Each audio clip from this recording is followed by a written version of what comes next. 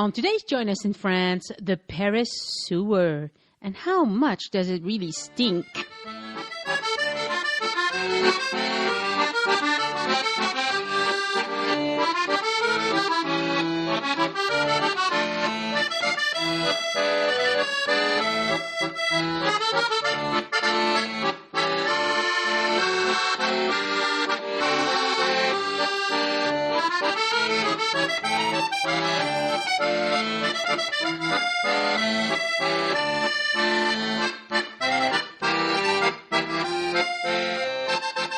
This is Join Us in France, episode 125. Hello, I'm Annie, and I'm here to tell you about my travels and discovery of France, and also interview listeners who visit France and have great tips to share from their own trips to France. I love France. I was born and raised here. I live in France, but in my early 20s, I left France to discover life in America. Well, in the UK first, and then America.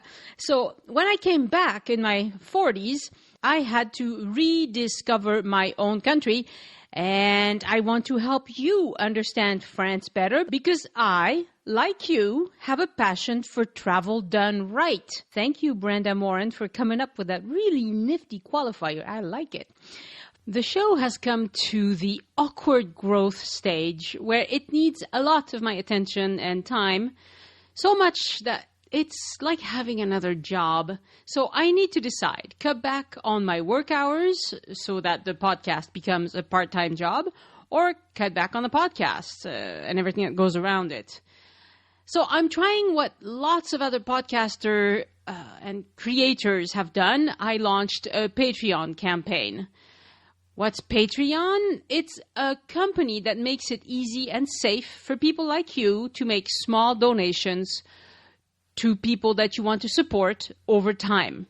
As you probably know, but I'm going to say it anyway, Facebook likes don't pay the bills, and no matter how many downloads the show gets, it's 300,000 so far and still growing.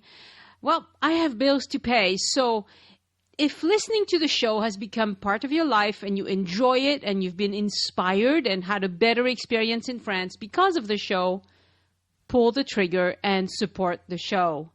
$5 per month, which will only buy you 2 coffees in Paris, is enough to do your part. And also, you get free bonus French lessons in return. A listener and also a student of French, Omar Rodriguez, is helping me craft really good listening comprehension lessons. And by the way, Omar has made 3 donations to the show already, so he's really pulling his weight. I have been teaching English for a long time, so I'm putting my experience to good use in helping you learn French. I'm calling it Lunch Break French because it's short enough to do on your lunch break, but meaty enough to feed your appetite for better French. And the only way to get Lunch Break French is to support the show via Patreon. The first installment of Lunch Break French lessons is ready for you as soon as you sign up for Patreon support. And there will be a new installment every month. It's audio in French, plus a transcript, plus a translation, and also photos to illustrate what I'm talking about. So, there you have it. Go to patreon.com/join us. So that's patreon.com. Join us. No spaces, no dashes, no nothing. And support the show. Any amount is good, actually. It doesn't have to be $5. There is going to be a link in the show notes. So, what happens if you don't respond? And you decide that, it's not that important to you. $5, oh my God, why? I know, I have trained you to get something valuable for free week after week after week. So, sure, it's hard for me now to try and change your mind and support the show. I get that. But let me tell you why you should change your mind and support Join Us in France on the Patreon page. For one thing, I'll be crushed if you don't, because it's really painful asking for help and not get it. The second thing is, I will seriously cut back on the time I spend on the show because, like I said, I can't keep doing both my job and the show to the same extent. I'll give it a month to evaluate. And then I'll tell you what I've decided to do. But you can see it for yourself. If you go to patreon.com/join us, you can see how the campaign is going. Thank you for listening, and please make me happy and pull the trigger. Honestly, it's just coffee money. But if enough of you do it, the show will keep going for a long time. For show notes on this episode, go to joinasinfrance.com/125. Let's get on with the show right away. Call me crazy, but as I was looking through the shows that I've pre-recorded to decide which one I should, put out next, 1 month away from the U.S. presidential election in 2016, which is when I'm recording this, I just had to pick the sewer. I think it fits the general mood. But fear not. One comes out of the sewer eventually. The question is, should you go there in the first place? Let's see what Brenda and I have to say about that. Hello, Brenda. Welcome back to the show. Today we are talking about stinky stuff. Oh boy, very stinky. Very stinky stuff. So let me introduce you just a little bit. You're my good friend Brenda from California. You are a Francophile. You were a French teacher for a long time. You've been to France many times. You have lived in France for many months. And we've known each other since we were young'uns. Well, young'uns, early 20s anyway. And so it's always fun to see you, and we've gotten together to go to Paris before. No, was that our first? No, we've visited other places in France, but not Paris together. No, this summer was our first time visiting Paris together. And this time I told him I wanted to go see the Égouts de Paris, so the sewers in Paris. And that was quite the experience. So let's talk about it a little bit. First of all, to get there, it's right by Pont de l'Alma, so right along the Seine River. It's only open limited hours, so it's only afternoon. You're going to have to check it because it changes a little bit. But if you really want to do this, check the schedule because it won't be open all the time. You can't just show up and hope that it'll be open. It's only open, I think, 4 days a week. Maybe I'm remembering wrong, but anyway, check it. Okay, this is a strange place. And when I mentioned to I have cousins from Versailles, and I mentioned to them at dinner the other night that I went to visit the sewers in Paris, and they looked at me like, what is wrong with you? Why would you do that? This is like awful. And yes, it is pretty awful. But it was interesting, I guess. Interesting, yeah. That's one way to put it. So sewers obviously have a lot to do with our health.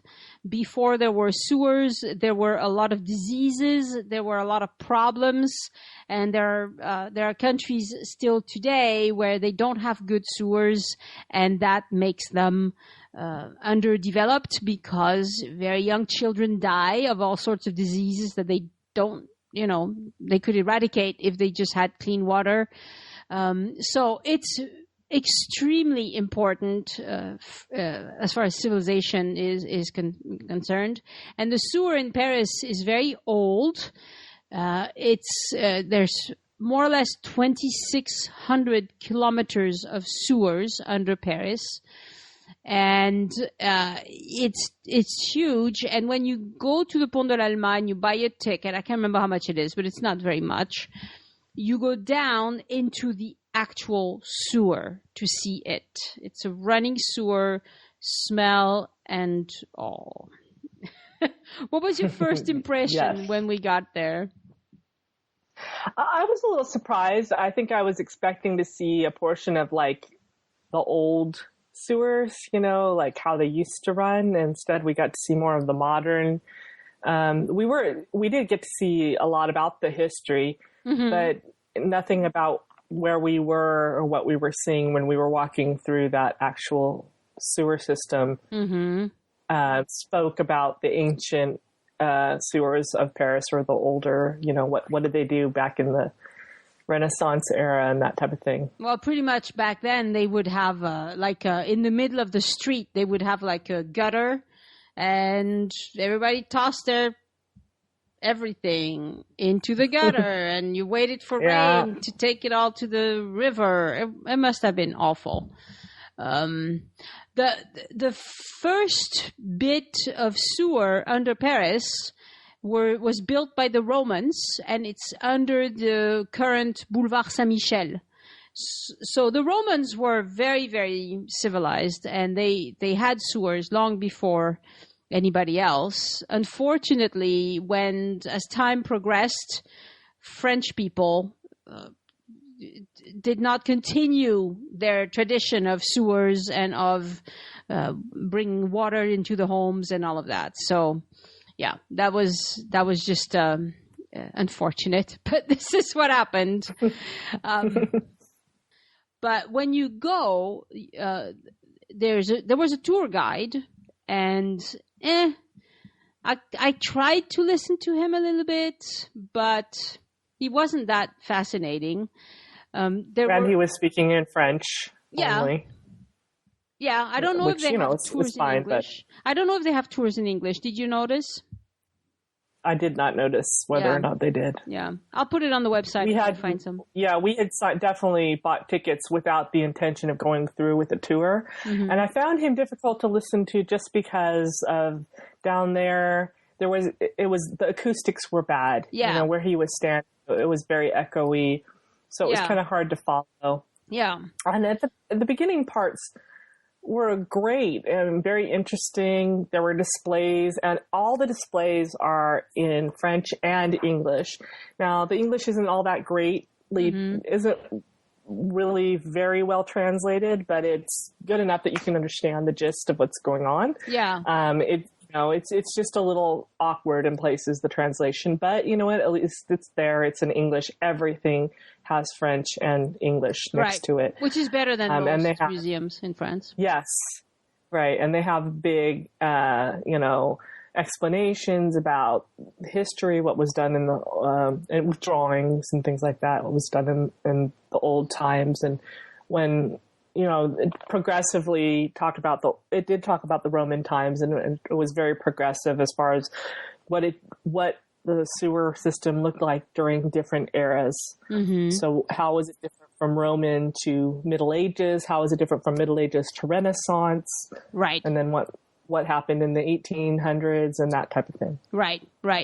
And it's interesting the way they run sewers in Paris anyway, because they have, like 2,300 kilometers, and they have to keep it moving because it's all moving by gravity. There's some pumps, I'm sure, in some places now, but it was designed so that things would flow by the natural action of gravity. And that is a technical challenge to, you need to keep this stuff moving. And they have still a problem today with a lot of deposits and things getting stuck. So the people who work the sewer, even today, most of their job is to, get things moving along and unblocked, and they have a few methods to do that. They had little barge-looking things that I'll put a picture on the website. It's very. It was designed to kind of scrape off the bottom, and then they had to shovel it out and get it up to the top. There used to be a lot of people who did this work in Paris, and there are only about 300 égoutiers. So these are the workers nowadays. And so they're using a lot of machines today to do the work, whereas it used to be mostly manual and it needed a lot of people. And let me tell you, when you enter, at first the smell isn't too bad, because there's some doors and you're kind of away from the sewer, the major sewer thing. But as soon as you get right above the sewer, I I had a hard time not throwing up. It's the smell is really intense. Right. And it's very, sewer smelling. Yes. And the smell is, Yes. I believe I made the comment that it smelled like a million dirty diapers, basically. Yes, pretty much. And even diapers that have been sitting there a while. So no, it was truly vile. I must warn you, the smell they're not kidding. It's just, you don't want to smell that. It's really, really bad. And that's what my cousins were saying. Is like, are you stupid? Why did you go in there? Like, what did you expect? I'm telling them, oh, it stank really bad. And they're like looking at me like, all right, now we know for sure you're an idiot because you went into the sewer and then you tell us it smells. What's wrong with you? I'm like, well, I don't know. I didn't know. I mean, I've never been in a sewer. How would I know? But anyway, yeah, so you have to be prepared. And I didn't have a mask or anything, but I put my clothes over my mouth, over my nose and mouth, and I would breathe through my mouth. But even that you could still, you could still smell it. It was just, not really, really bad. I hope that the staff uses breathing machines, fresh air that's being... I don't know if that's what they do or not, but I sure hope they do because those things exist, They need it. It's definitely a smell that stayed with you too. I mean, it was a couple hours after it and I was still smelling it, I'm sure it was totally in my head, but I could still... I mean, the Molly, okay, this is gross, but when you smell something nasty like that, it's molecules that actually enter your body. And thank you for that thought. Yes. Otherwise, you wouldn't smell it. And that's why you kept smelling it for a few hours because your body was trying to get rid of this crap. Literally, I'm sorry. Yes, and of course, Annie's husband and my husband were having a lot of fun with their puns, this tour is crappy, all the different, I'm flush with anticipation, all the fun little puns. Yes, we got them all. And I think it was funny that I think what my husband found funniest was that a lot of the displays, they had displays and they would show pictures and have explanations. Like I said, very well done, bilingual. But they were positioned so that they were right over this grate. It was right over the open sewer. Yes. So you didn't want to linger over these displays, even though they were very interesting. Yes, I read a little bit, but I was like, okay, I'm going to see if they have a book at the end. Because I'm gonna die. So, but then at the end they have nothing. They have a few postcards. They have they have hardly anything. So I'm gonna have to go to the library and see if I can read up on this stuff. Because actually, the technical aspects of keeping a sewer going, I think it's extraordinary. I think it's really interesting. I mean, I would never want to work there, but it's interesting. I mean, do you remember? The massive ball that they had? Yes, the big wooden ball that comes apart so you can transport it. And they fit it all together like a puzzle piece. This big wooden ball that they shove through and it's just a little bit smaller than the tunnel. Right. So that as they shove it through, it uses the water pressure, much like sticking a thumb over the end of a hose to increase the pressure, to use the water to clean out the push tunnel. The stuff away. It's really clever. It's a really clever way to do it.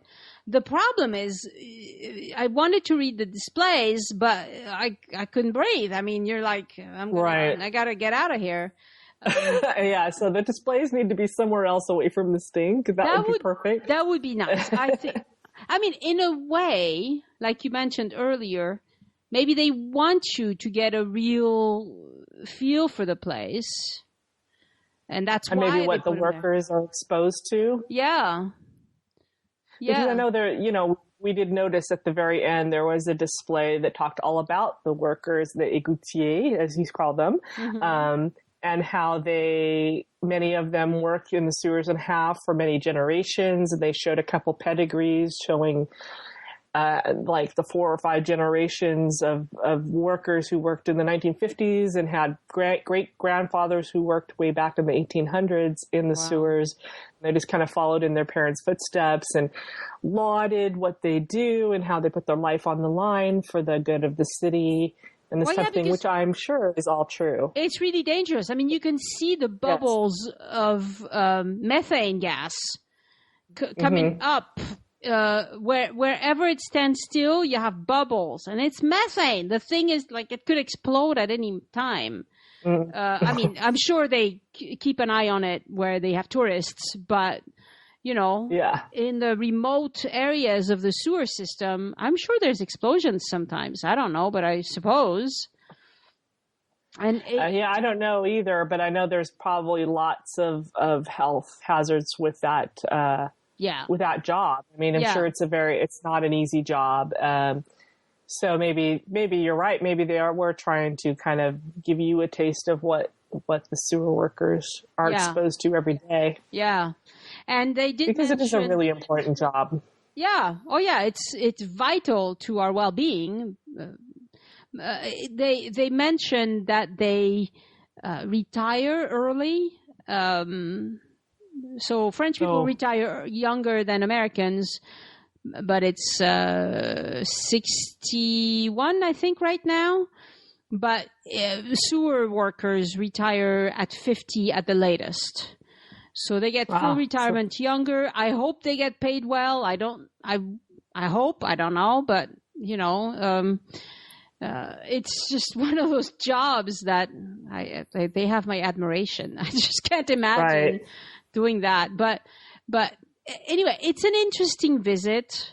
One of the really interesting things I loved, they talked a lot about the sewers. They also talked about bringing in fresh water and the process of reclamation and how they purify water for drinking. And in the past, they had those fountains, which I didn't even know about. What are those called again? The green fountains that we found a couple after the I don't remember what they're called. I mean, they're all over France. They're little. I'll put a picture. They're little green fountains, and you have a stream of water that comes straight down constantly.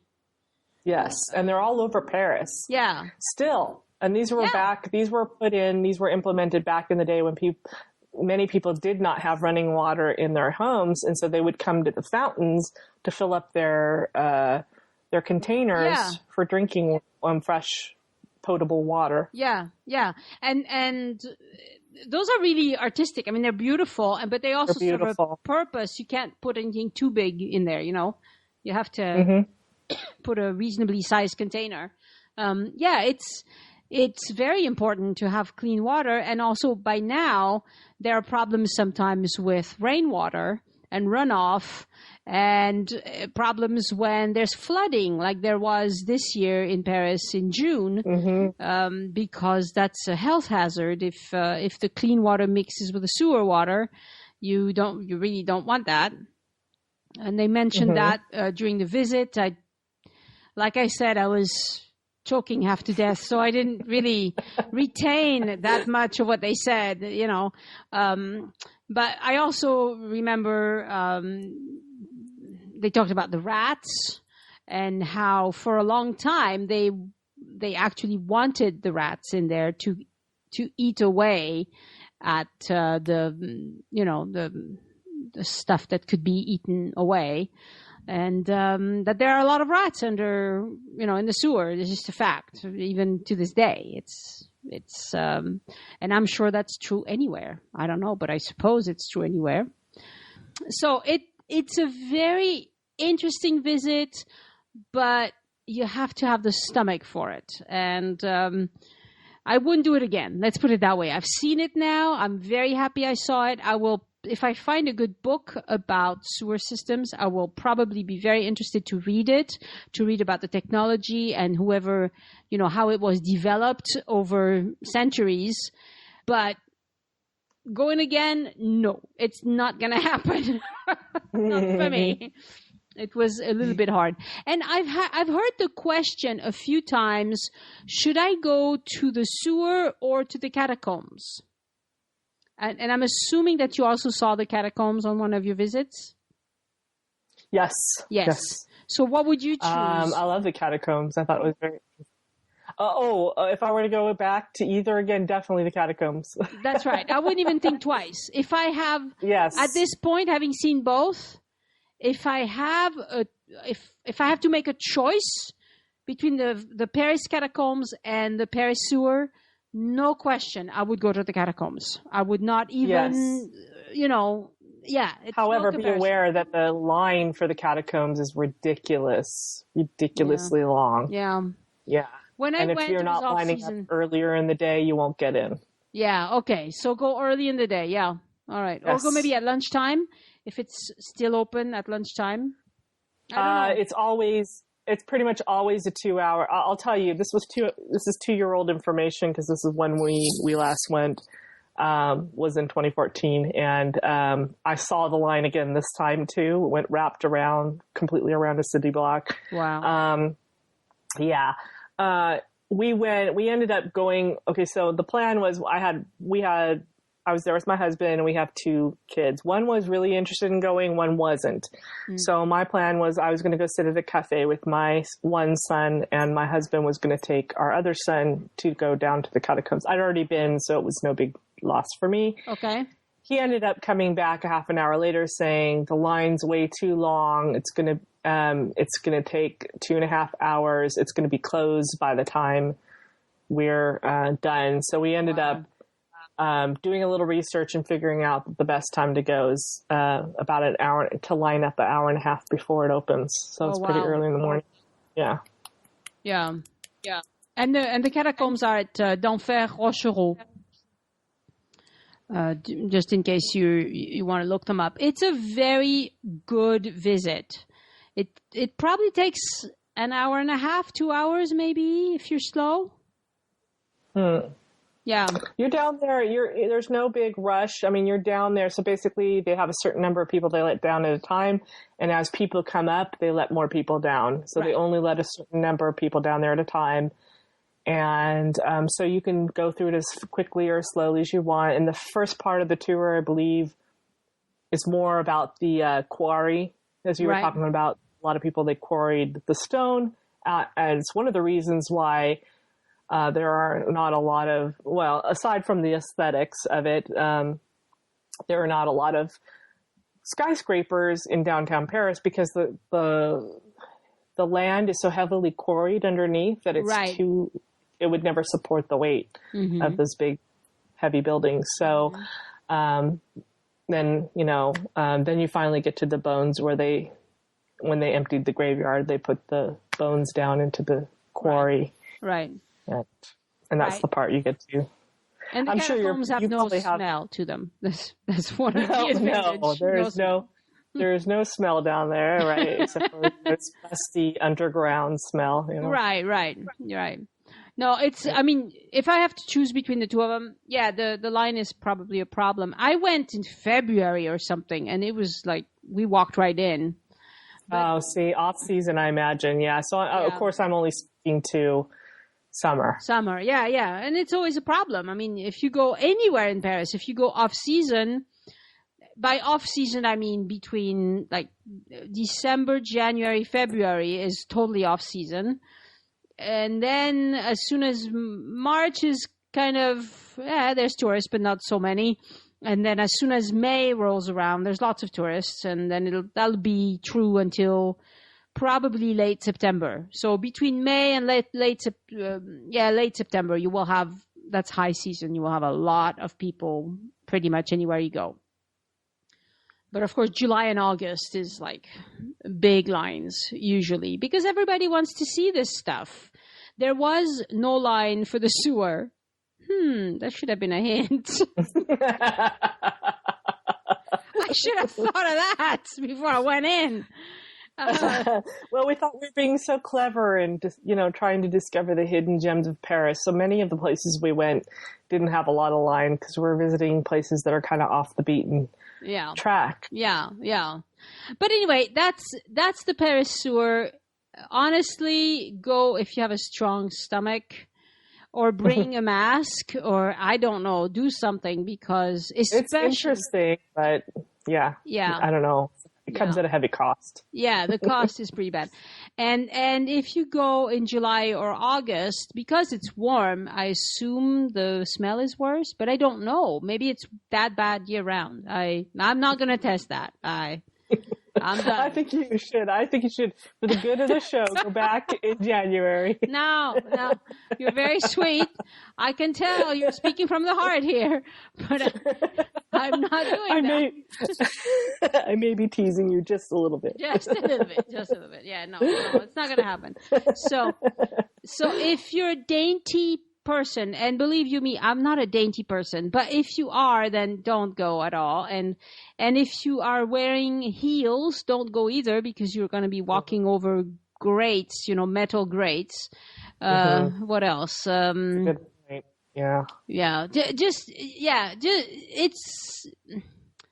if you want your kids to know what it's like, Yeah, it would be very educational.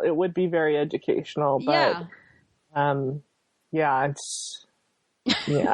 I'm real ho-hum, because I think it was a great quality museum, and it was very worthwhile to go and see the things that they had down there. But yeah, the smell was just way too much, and I had no idea that the entire display and the entire museum was in the sewer. I think my perception when we read it on the website was you'll get to go down into part of the sewer and see what it's like, instead of the whole museum is down there. Yeah, once you're in there, that's it. You're in the sewer. I mean, at first you don't smell it so bad. It takes a little, it takes walking towards the main main sewer lines, I guess, because they have, like anything else, they have main sewer lines and they have minor sewer lines and they have all sorts of, different things. But once you get close to that main sewer line, you're not a happy camper. So there you go. Don't go right after a nice meal and, clear your nose for a few hours. Don't plan on doing anything gastronomic for at least 2 or 3 hours, because you're not going to like the results. Everything is going to smell like sewer, so don't do it. We're so dainty, aren't we, Brenda? I'm mincing words. Describe us. Yes, and you should have heard my cousin. He made all sorts of jokes in French about, I'm sure. Yeah, all kinds of crappy jokes. Especially with your hubby, too. Yeah. Crappy jokes. Yes, we got mocked severely for even going in there, so there you go, be warned. If you go, maybe don't tell your relatives, especially if they're from Versailles. Just don't tell them. Did you blame it on your stupid American friends? I bet you did. No, I didn't. I shouldn't have thought of that. I should have said they wanted to go. They're crazy. They're California crazy. Those stupid Americans took us. No, honestly, I wanted to see it because you read about it. It's like previously on the show we talked about Canal Saint-Martin, and I wanted to see it because you read about it. Well, it's one of those things, you read about it and go, oh, well, okay. But then when you go, you're like, whew. Yeah, I don't know what they were thinking. What an incredible smell they've discovered. Yes. It's a miracle of being human. How many people around the same area all flushing the toilets, and whoa. Yeah. Okay. So there you have it. You're hilarious. So that's the Paris sewer. Thank you so much, Brenda, for You're very welcome. doing this with me. I'm so glad to have been able to sacrifice for the good of your show. Yep, you're awesome. All right, Brenda, we'll talk to you soon. All right, take care. Au revoir. Au revoir. Hi guys, it's Annie again. When you go to joinusinfrance.com, and I hope you do, you will see 2 important sidebars. The one on the left is there to help you find the information you need. Episodes are categorized by region, for instance, Normandy, Southwest, Paris, Alsace, whatever, but also by show type. There's a category for trip reports, another for transportation, another for food and wine, museums, etc. So if you have an idea what you're looking for but you can't remember the details, you can narrow it down by using the sidebar on the left that says episodes by categories.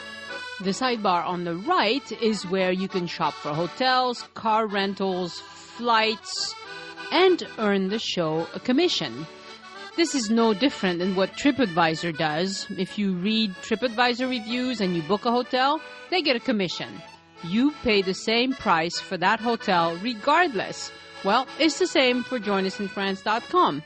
If you listen to the show and enjoy it, when you are ready to book, go to joinusinfrance.com first, click on those banners on the right of the website, and shop around.